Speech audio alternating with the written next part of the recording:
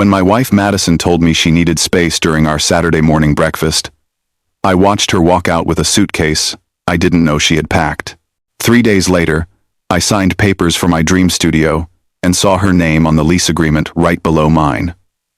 That's when I knew the woman I loved had been planning something far worse than just leaving. The coffee was still hot when Madison said the words that changed everything. We sat at our kitchen table, like we had 1,000 times before. Sunlight coming through the window. Toast cooling on our plates. She looked at me with eyes that seemed suddenly distant, like she was looking at a stranger instead of the man she had married 5 years ago. "I need space, Eli," she said quietly. "I need time to figure out who I am without us." My hand froze halfway to my coffee mug. "What do you mean? Did something happen?" She shook her head, already standing up. "It's not about something happening. It's about me needing to breathe, to think clearly." I stood too, my chair scraping against the floor. "Madison, we can work through whatever this is. We can talk about it. I've already made my decision." Her voice was calm, practiced, like she had rehearsed this moment. "I'm staying with a friend for a while." That's when I saw the suitcase by the door. Navy blue. The one we used for vacations. It was already packed, already zipped, already waiting. She had planned this before breakfast, before the coffee, before she even looked me in the eye. She picked up the suitcase and walked out. I stood there in the kitchen, toast getting cold, coffee getting bitter, trying to understand what had just happened to my marriage. 3 days later, I sat in the office of the building manager, signing the lease papers for the studio space I had been dreaming about for 2 years. This was supposed to be the beginning of something amazing, a place where I could finally launch my design business, where creative people could come together and build something real. The building manager, a man named Carl with gray hair and tired eyes, pushed the papers across his desk. I signed my name on the first page, then the second, feeling a small spark of hope despite everything happening at home. At least, I had this. Then I saw the second name on the lease agreement. Madison Grant. My wife's name, printed neatly below mine. "Wait," I said, my pen stopping mid-signature. "Why is my wife's name on here?" Carl looked confused. "She put down the deposit 2 weeks ago. Said you were partners in the business." My B. 2 weeks ago. Before the breakfast. Before the "I need space" speech. Before the packed suitcase. "Partners?" I repeated slowly. "Yeah," Carl said, flipping through his papers. "She came by herself, paid the deposit, said you'd be by later, to finalize everything. I thought you knew." My hands went cold. Madison had never mentioned the studio. Never asked about my business plans. Never showed any interest in being part of it. And 2 weeks ago, we were still sleeping in the same bed, still saying good morning, still pretending everything was fine. I drove to the studio the next morning, needing to see the space with my own eyes. The building sat on the edge of downtown. Brick walls and tall windows, exactly the kind of place I had imagined. I pulled into the parking lot and immediately saw something that made my stomach drop. Madison's car. Her silver sedan. The one with the small dent in the back bumper from when she hit a shopping cart last year. It was parked right in front of the main entrance. I parked 3 spaces away and stared at her car, trying to make sense of it. She was supposed to be staying with a friend. She was supposed to be figuring herself out. She wasn't supposed to be at my studio. Then I saw the door. The glass door I was supposed to walk through as the owner, as the founder of something new. There was a logo on it. Professional vinyl lettering. Clean and modern. Second Light Design Studio. My business name. The one I had been planning for months. The one I had sketched out in notebooks and talked about late at night when I couldn't sleep. But I hadn't put that logo on the door. I hadn't ordered any vinyl lettering. Madison's car sat in the parking lot like it belonged there. Like she had every right to be here. And suddenly, I understood that whatever was happening wasn't about needing space. It was about taking mine. I got out of my car slowly, my heart pounding. The morning air felt cold against my face as I walked toward the studio. Through the tall windows, I could see movement inside. Two people talking, standing near the center of the empty space. One of them was Madison. She wore a black blazer I had never seen before, holding a clipboard and gesturing around the room like she was giving a tour. The other person was a man I didn't recognize. Tall, maybe 40, wearing an expensive suit. He nodded as Madison talked, his hands in his pockets, looking comfortable and confident. I stood outside the window, watching my wife act like she owned a space that was supposed to be mine. She laughed at something, the man said. Then, she pointed toward the back wall, explaining something with animated hands. They looked like business partners, like people who had been working together for a long time. My phone buzzed in my pocket, making me jump. A text from Alex. My best friend. How's the studio looking? I couldn't answer. I couldn't move. I just watched through the glass as Madison and the stranger discussed plans in a building I had signed the lease for 3 days ago, with my name on papers that somehow also had hers. The man shook Madison's hand, professional and formal. Then, he walked toward the door. I stepped back quickly, moving behind a concrete pillar. He walked past me, without looking, got into a black luxury car, and drove away. Madison stayed inside, still looking at her clipboard. I turned and walked back to my car, my hands shaking too much to confront her. Not yet. Not until I understood what was happening. That afternoon, I went back to Carl's office. He looked surprised to see me again so soon. Hey Eli, he said. Everything okay with the space? Can I see the access logs? I asked. For the studio? Carl frowned. Access logs? Why? I just want to know who's been going in and out, since it's my business. He hesitated, then pulled up something on his computer. After a minute, he turned the screen toward me. There was a spreadsheet with dates, times, and names. My eyes went straight to the most recent entries. Madison Grant. Her name appeared 6 times in the past 2 weeks, and next to many of her entries was another name. Vince Halbrook. Who is Vince Halbrook? I asked. Carl shrugged. No idea. Your wife brought him by a few times. Said he was a consultant or something. I stared at the dates. The first entry was 3 weeks ago, before Madison ever mentioned needing space, before she packed her suitcase, before she destroyed our marriage over breakfast.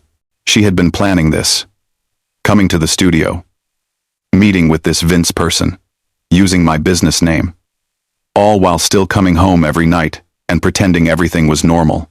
Carl, I said slowly, did she ever mention me? When she paid the deposit? He thought about it. She said something about it being a surprise for her partner. I assumed she meant you. A surprise. She called it a surprise.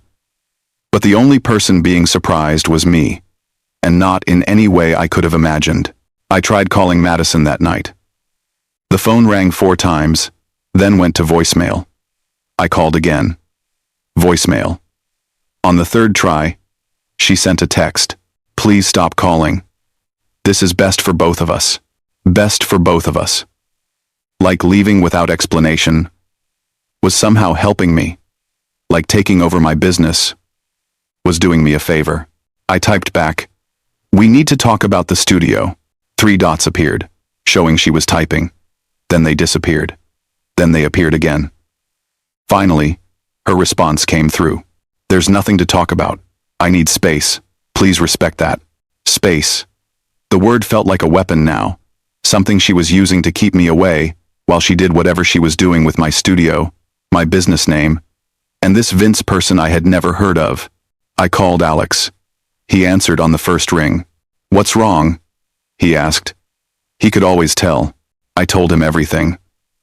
The breakfast, the suitcase, the lease, the logo, the man in the suit, the access logs.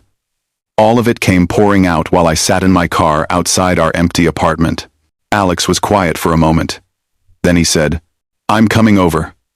Don't do anything until I get there.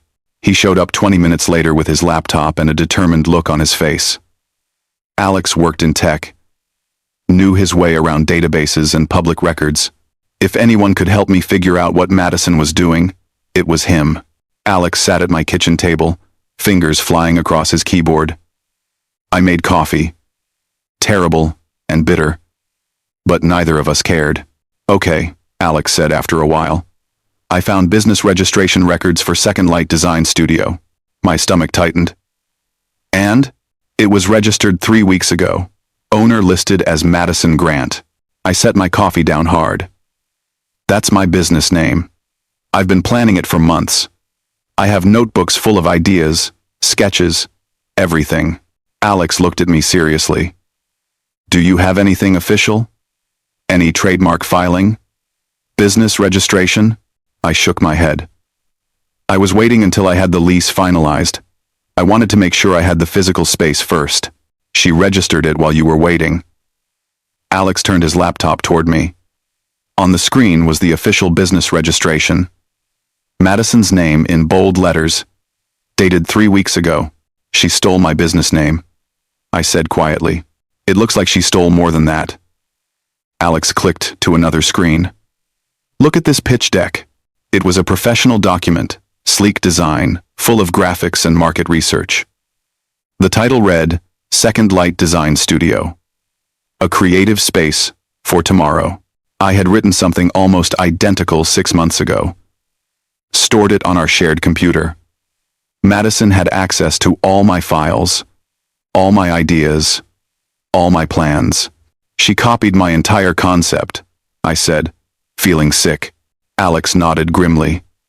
And she's presenting it as her own. 2 days later, I got a call from the bank. The loan officer I had been working with for months, a woman named Patricia, who had always been encouraging and positive. Eli, she said, and I could hear the apologize in her voice. I'm afraid we have to pull your funding application. Ingruda. The apologize why? Maybe 4 mornings. I'm afraid we have to pull your funding application. Ingruda. Alungdid pull your funding application. I felt the floor drop out from under me. What? Why? We've discovered another business with the same name, same concept, already operating in the area. We can't fund what appears to be a duplicate enterprise. Line. Patricia, that's my business. My wife somehow registered it first. But all the ideas are mine.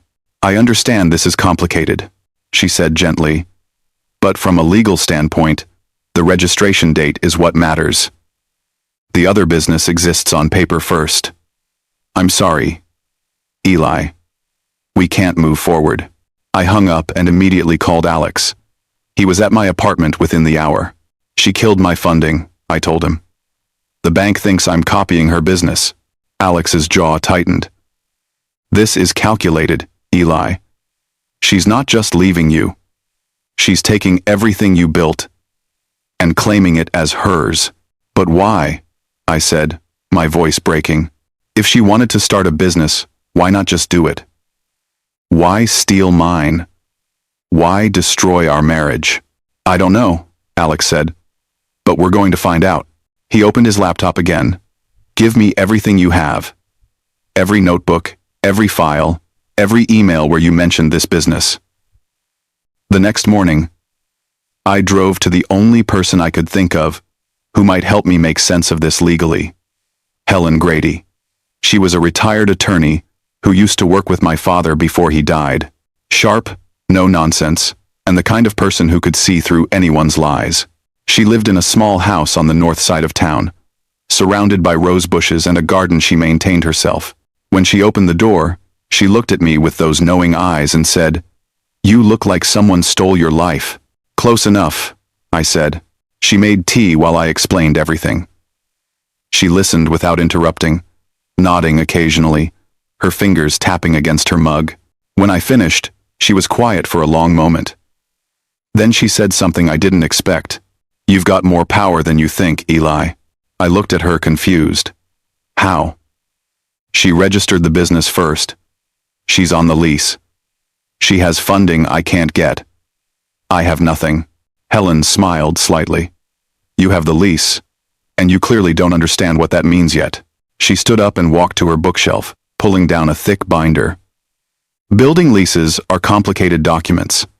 Most people sign them without reading the fine print. Did you read every clause? I tried, I admitted, but there was so much legal language. That legal language might be exactly what saves you. She flipped through pages, running her finger down paragraphs of text. When two names are on a commercial lease, there are specific rules about rights, control, and ownership of anything created within that space. My heart started beating faster. What kind of rules? Helen looked up at me with sharp eyes. The kind that means she might have registered the business, but you might still own the rights to everything under that roof. Helen spent the next 2 hours going through my lease agreement line by line. I had signed it quickly, trusting Carl, and trusting that this was a straightforward deal. But nothing about this situation was straightforward. Here, Helen said, pointing to a clause on page 7. Primary lessee, rights and intellectual property. I leaned forward, reading the dense paragraph. It said something about how the primary lessee, the first person listed on the agreement, retained full creative control and ownership rights for any business operations conducted within the space. I'm the primary lessee, I said slowly. You are, Helen confirmed. Which means legally, even though Madison paid the deposit and registered the business, you have controlling rights over everything that happens in that studio. But she registered the business name. Business names can be challenged, especially if you can prove prior use and original concept development. Helen looked at me seriously. Do you have proof?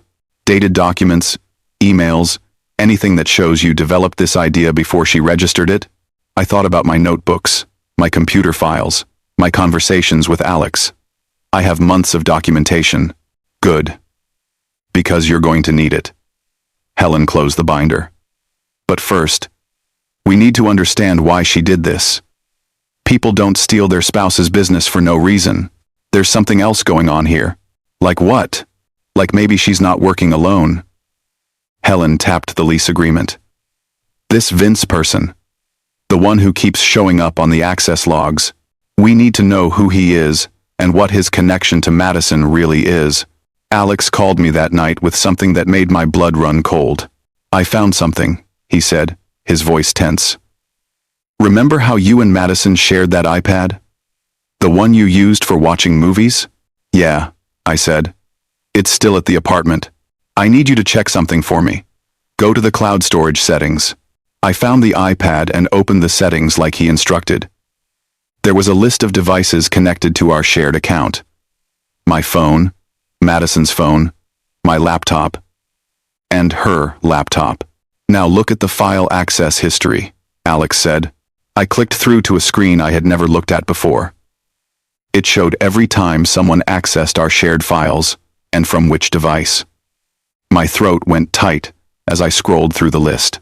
Madison's laptop had accessed my business folder 17 times in the past 3 months.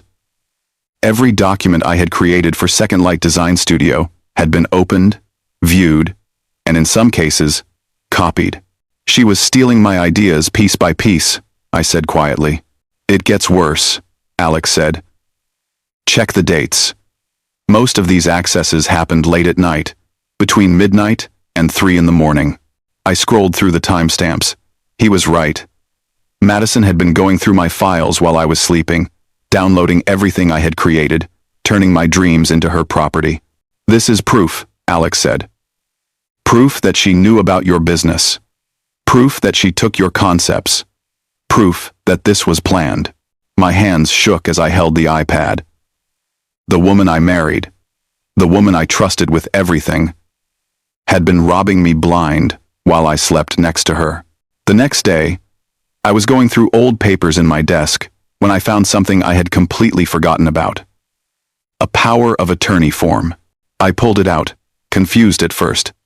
Then the memory came flooding back. 2 years ago, I had minor surgery. Nothing serious, but I needed someone who could make medical decisions if something went wrong. Madison had brought me this form, said it was standard procedure. I signed it while still groggy from pre-surgery anxiety, trusting her completely. I looked at the date on the form. Then I looked at what powers it actually granted her. It wasn't just medical power of attorney. It was general power of attorney, which meant Madison could legally act on my behalf for almost anything. Financial decisions, business contracts, legal documents. I called Helen immediately. She has general power of attorney over me, I said when she answered. From 2 years ago. Helen was quiet for a moment. That's how she put her name on the lease. She legally represented herself as you. Can she do that? If the document is valid and hasn't been revoked, yes.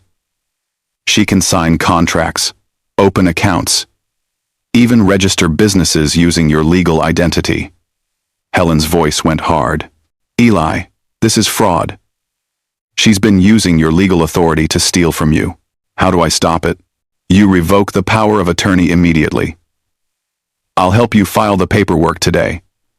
But Eli, this proves something important. Madison didn't just wake up one day and decide to steal your business. This has been planned for at least 2 years. I sat down heavily, the paper still in my hands. 2 years.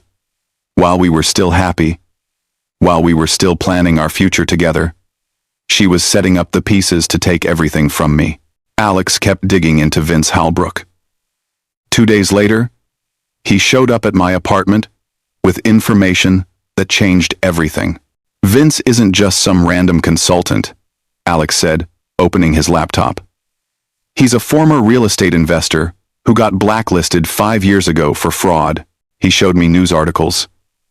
Vince had been involved in a scheme where he took money from investors, promised huge returns, then disappeared with their funds. Several people lost their entire savings.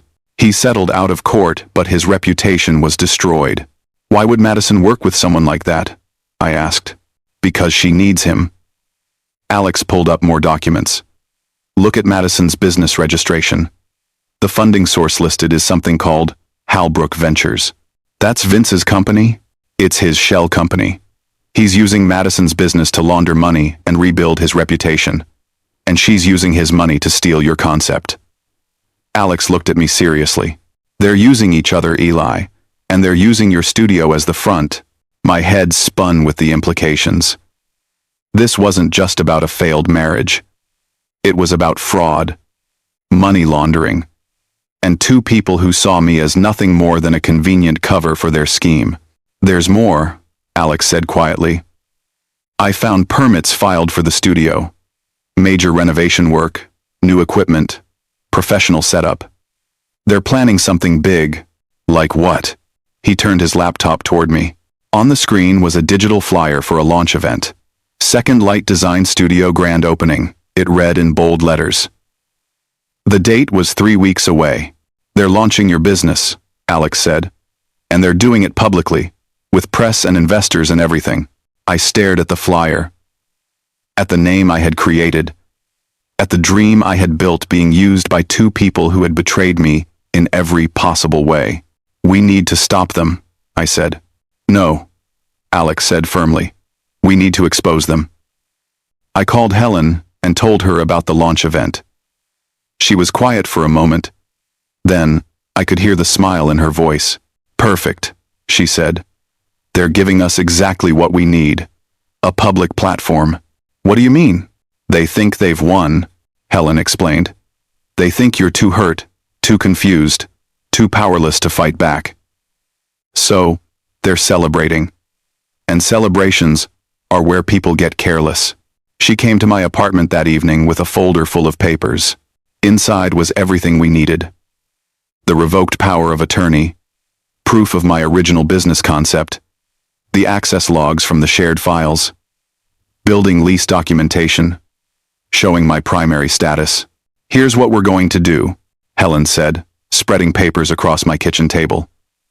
You're going to attend that launch event, and you're going to reclaim everything that belongs to you. How? By telling the truth. Helen looked at me with those sharp eyes. The lease gives you authority over that space. Madison and Vince have been operating under fraud. When you present this evidence publicly, in front of investors and press, their entire scheme collapses. They'll deny it, I said. They will. Until you show documentation they can't argue with. Helen pulled out a prepared statement.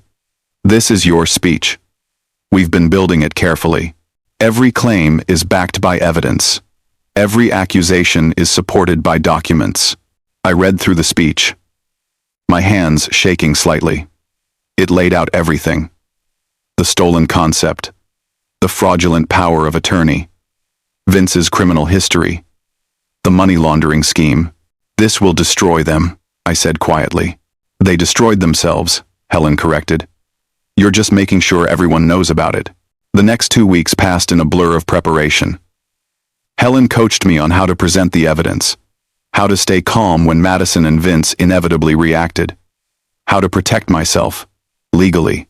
Alex helped me reach out to local reporters, anonymous tips about a business fraud story they might want to cover. Several showed interest, especially when they heard Vince Halbrook's name mentioned. I drove by the studio twice, watching through the windows as workers installed equipment and built out the space. My space. They were using my vision to create something they planned to claim as theirs. 3 days before the event, Madison sent me an email.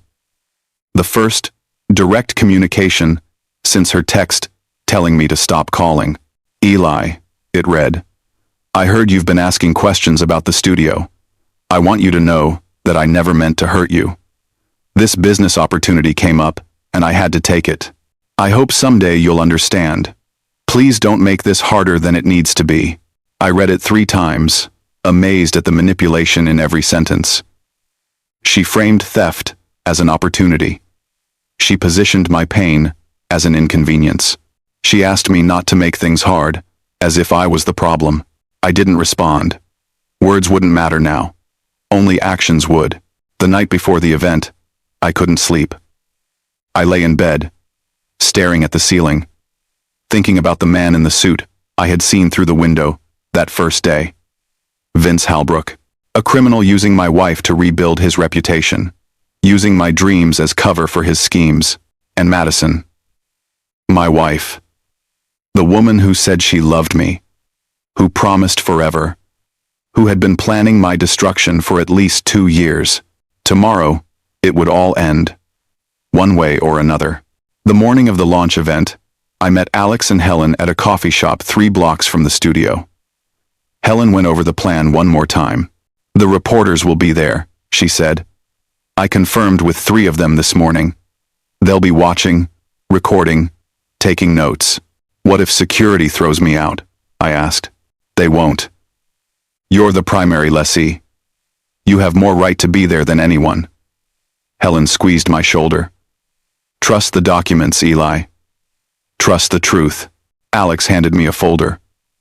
Everything is in here. Organized, labeled, ready to present. Just follow the speech, Helen wrote. Don't let them rattle you.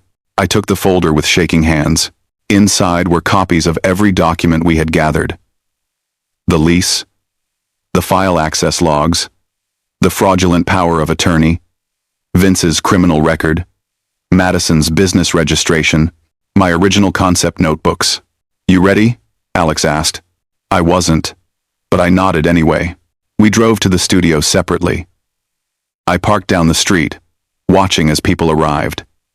Investors in expensive suits, creative professionals I recognized from around town, local business owners, and reporters, 3 of them, cameras ready.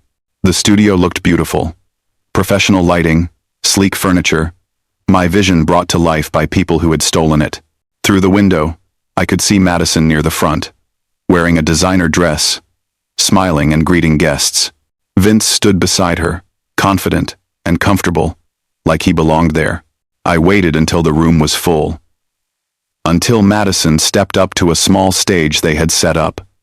Until she picked up a microphone, and the room went quiet. Then I got out of my car, folder in hand, and walked toward the door. Madison's voice carried through the open door as I approached.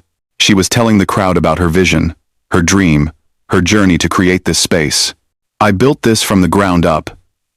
she said, her voice warm and confident. Every detail, every decision, every step has been about creating something meaningful. I stepped through the door. Several people near the entrance turned to look at me. One of them was a reporter I had spoken with. She recognized me immediately and nodded slightly. Madison was still talking, her back to the door. Second Light Design Studio represents a new beginning.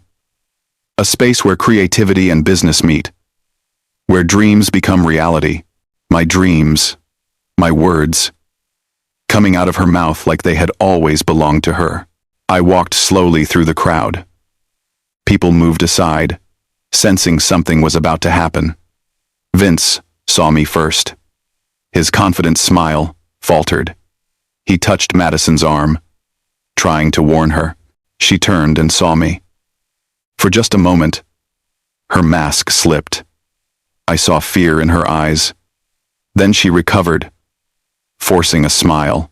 "Eli," she said into the microphone. "What a surprise." "Is it?" I asked, loud enough for everyone to hear. "Because this is my studio, Madison, and I think it's time everyone knew the truth." The room went completely silent. Madison's smile froze on her face. Vince moved closer to her, protective and nervous. "I don't know what you're talking about," Madison said carefully. I held up the folder. "Then let me explain." I took the microphone from Madison's hand. She let go, too shocked to resist. The room full of investors, press, and business professionals all watched me, confused and curious. "My name is Eli Turner," I began, my voice surprisingly steady. "And I'm the primary lessee of this building. The concept for Second Light Design Studio is mine. I developed it over the course of a year. I created the business plan, the vision, the name. Everything you see here today started in my notebooks." Madison tried to interrupt. "This is inappropriate. You're embarrassed about our divorce, and you're trying to ruin my success." "I'm not trying to ruin anything," I said calmly. "I'm just telling the truth, and I have documentation to prove it."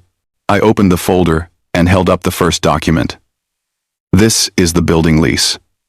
Notice the two names. Mine is listed first as primary lessee. In commercial leases, that designation matters. It means I have controlling rights over this space and everything that happens here. Several people in the crowd leaned forward, interested now. I held up the next document. These are access logs from our shared cloud storage. They show that Madison accessed my business files 17 times over 3 months. She downloaded my entire business plan, my market research, my creative concepts. All while we were still married. While I trusted her. Madison's face went pale. "You're taking things out of context." "Am I?" I pulled out another paper. "This is a power of attorney form I signed 2 years ago before a surgery. Madison told me it was for medical decisions, but it's actually a general power of attorney. She used it to add herself to this lease, to make business decisions using my legal identity, all without my knowledge or consent." Murmurs spread through the crowd. The reporters were recording everything. "That's fraud," someone said from the audience. "It is," I confirmed. "But there's more." I turned to look at Vince Halbrook. He stood next to Madison, his face carefully neutral, but I could see the tension in his shoulders. "This is Vince Halbrook," I said to the crowd. "Madison's business partner and funding source. What she hasn't told any of you is that Vince was blacklisted from real estate investment 5 years ago for fraud. He took money from investors and disappeared with it. Several people lost everything. 2. Vince's neutral expression cracked. "That was settled legally. I paid my debts." "You settled out of court," I corrected. "But your reputation was destroyed. So you needed a new front, a legitimate business to hide behind, and rebuild your image. That's what Second Light really is. Not a creative studio. A money laundering operation." The room exploded with noise. People talking over each other, reporters shouting questions, Investors looking at each other in alarm. Madison grabbed my arm. "Stop it. You're lying." I pulled my arm away gently. "I'm not lying, and I have proof of everything I've said." I held up the folder. Business registration showing Madison filed the name 3 weeks after she began accessing my files. The fraudulent power of attorney used to add herself to the lease. Access logs showing systematic theft of intellectual property, and public records of Vince's criminal history. Security guards were moving through the crowd now, but they looked uncertain. Who were they supposed to remove? The woman on stage, or the man who legally controlled the building? One of the reporters pushed forward. "Mr. Turner, are you pressing charges?" "I'm reclaiming what belongs to me," I said firmly. "This space, this business, this concept, all of it is legally mine." Madison and Vince have been operating under fraud. Vince tried to walk toward the door, but 2 security guards blocked his path. One of them was on his phone, apparently calling someone. Madison looked at me with pure hatred. "No," I said quietly. "You destroyed everything. I'm just making sure everyone knows." The police arrived within 10 minutes. Helen had called them in advance, giving them a full briefing on the fraud case. They escorted Vince outside for questioning. Madison stood frozen on the stage, her dream launch turning into a public nightmare. The crowd began to disperse. Investors left quickly, wanting nothing to do with the scandal. Reporters stayed, asking questions, taking photos, building their story. I handed copies of key documents to the lead officer.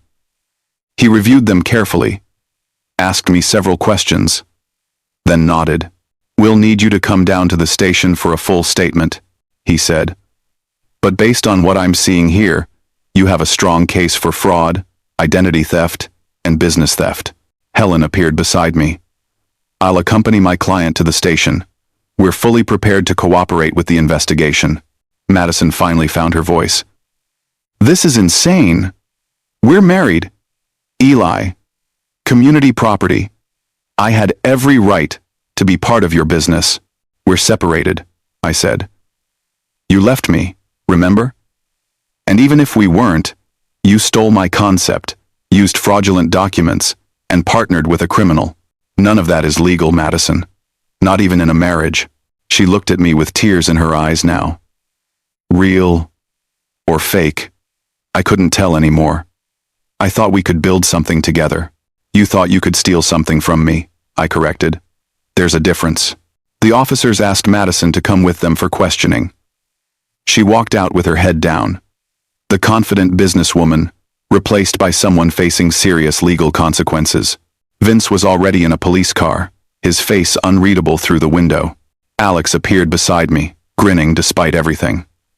"You did it." I looked around the studio. The space I had dreamed about, fought for, almost lost.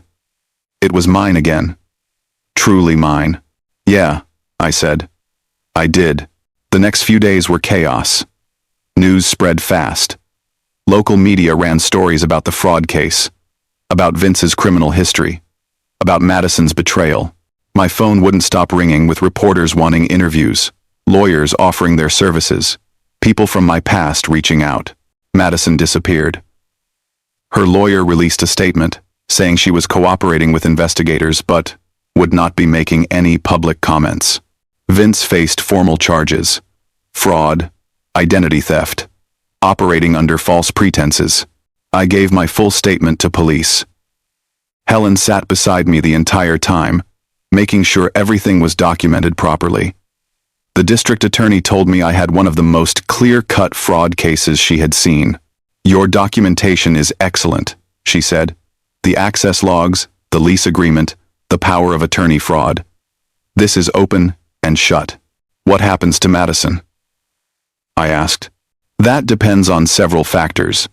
Her cooperation, whether she returns any money, if she shows remorse." The DA looked at me seriously. "Do you want to press charges?" I thought about it. The woman I married. The woman who destroyed everything. Part of me wanted her to suffer. Part of me just wanted it to be over. "Yes," I said finally. She needs to face consequences. 1 week after the event, Madison's lawyer contacted Helen. They wanted to negotiate a settlement. Madison would surrender all claims to the business, would sign documents confirming I was the sole creator and owner, would pay back the deposit she had taken from the building. In exchange, I would agree not to pursue maximum penalties in the criminal case. Helen looked at me. It's your decision. I thought about revenge. About making Madison pay for every lie, every betrayal, every moment of pain. But I also thought about moving forward, about building something real, about not letting her theft define the rest of my life. I'll take the settlement, I said. But I want it in writing. Everything. 3 weeks after everything fell apart, a courier delivered an envelope to my apartment. Inside was a letter from Madison. Helen had advised me not to read it. Said it might be an attempt to manipulate me emotionally or gather sympathy. But I opened it anyway. I needed to see what she had to say now that everything was over. The letter was handwritten, her familiar slanted script filling 2 pages. It started with an apology that felt hollow and rehearsed. She claimed she never meant to hurt me, that things got out of control, that Vince had convinced her this was a good opportunity. Then came the excuses. She was unhappy in our marriage. She felt unfulfilled. She wanted something that was hers, not ours. She saw my business plan and thought she could do it better. The final paragraph was what made me fold the letter and put it away forever. I hope you can forgive me someday. I hope you understand. I was just trying to find myself. What we had was good, but I needed more. I needed to be someone on my own. She still didn't get it. After everything, she still framed her betrayal as self-discovery. She still made herself the victim of her own choices. I walked to my kitchen and held the letter over the trash can.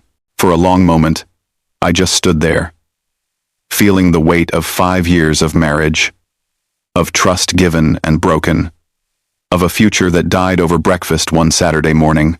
Then I dropped the letter into the trash and walked away. I didn't need her apology. I didn't need her explanation. I didn't need closure from someone who had already closed the door months ago while I slept. What I needed was to move forward. And that started today. Alex helped me redesign the studio space over the next month. We tore down everything Madison and Vince had installed, every trace of their fraudulent vision. We started fresh with my original concepts, my authentic ideas. The walls got painted a warm cream color instead of the cold gray they had chosen. We installed softer lighting, comfortable furniture, spaces designed for real creativity instead of Instagram-perfect photos. I reached out to artists and designers I had wanted to work with from the beginning, people who understood what I was trying to build. A genuine community space, not a business front. One afternoon, while we were hanging artwork from local creators, Alex asked the question I had been avoiding. Are you okay? Really okay? I stopped what I was doing and thought about it honestly. I'm not where I thought I'd be. My marriage is over. My wife turned out to be someone I never really knew. I almost lost everything I worked for. But, Alex prompted, but I'm standing here in my studio. My real studio. Built on truth instead of lies. Owned by me instead of stolen from me. I looked around at the space coming together. Yeah, I think I'm okay. Alex smiled. Good. Because I have someone I want you to meet. A designer who just moved to town. She's looking for studio space and heard about what happened. She wants to support what you're building here. What's her name? Zara. She does sustainable design work. Really talented. I nodded. Set up a meeting. Let's see if she's a good fit. That evening, I stood alone in the studio and thought about what to call it. Second Light. Felt tainted now. Attached to Madison and everything she had done. I needed something new. Something that represented who I was, now, instead of who I had been. Then it came to me. Simple and honest. Second Light Studio. The name I had always planned. But now it meant something different. Not just a creative space, but a second chance. A new beginning. built on solid ground instead of stolen dreams. The grand opening happened 2 months after Madison's failed launch. No expensive catering, no investor presentations, no fraudulent partnerships, just an open house where local creators could come see the space, meet each other, start building something real. 50 people showed up. Artists, designers, photographers, writers. People who had heard about what happened and wanted to support an honest creative space. People who believed in community over profit, authenticity over image. Helen came, bringing a bottle of champagne she insisted we open. Alex brought Zara, who turned out to be exactly the kind of person I wanted in the studio. Talented, genuine, focused on craft instead of clout. We gave tours of the space, showed people the different work areas, the equipment, the community board, where creators could post opportunities and collaborations. No fancy speeches, just real conversations with real people. Near the end of the evening, a young woman approached me nervously. She looked about 25, carrying a portfolio under her arm. "Mr. Turner?" she asked quietly. "Just Eli," I said. "How can I help you?" "I read about what happened. About your wife stealing your business." She looked down at her portfolio. "Something similar happened to me. And my business partner took all our work and started her own company." My chest tightened with recognition. "I'm sorry. That's brutal." "It is. But seeing what you did, how you fought back and rebuilt, it made me think maybe I could try again too." She held out her portfolio. "I'm a graphic designer. If you ever need help with projects, or if there's space here for someone like me, I'd love to be part of what you're building." I took her portfolio and opened it. Her work was excellent, clean and creative, and full of the kind of passion that comes from someone who genuinely loves what they do. "What's your name?" I asked. "Kiara." "Kiara. Welcome to Second Light Studio." I handed back her portfolio. "Let's talk about what you need to get started again." 4C. Kiara. Her eyes filled with tears. "Thank you. You have no idea what this means, but I did know. Because someone had helped me when I needed it. Helen with her legal expertise, Alex with his unwavering support, even Carl, the building manager who gave me those access logs that started everything. Now it was my turn to help someone else rebuild." 6 months after Madison walked out with her packed suitcase, I stood in my studio at sunset. Golden light came through the tall windows, warming the space I had fought so hard to reclaim. The studio was thriving. 12 creators had permanent spaces here now. We hosted community events twice a month. Local businesses partnered with us for projects. Everything I had imagined when I first sketched out this dream in my notebook was finally real. I never heard from Madison again after that letter. The legal case was settled. She faced probation and community service, but avoided jail time because she cooperated fully and returned everything she had taken. Vince wasn't so lucky. His fraud charges combined with his previous record meant real consequences.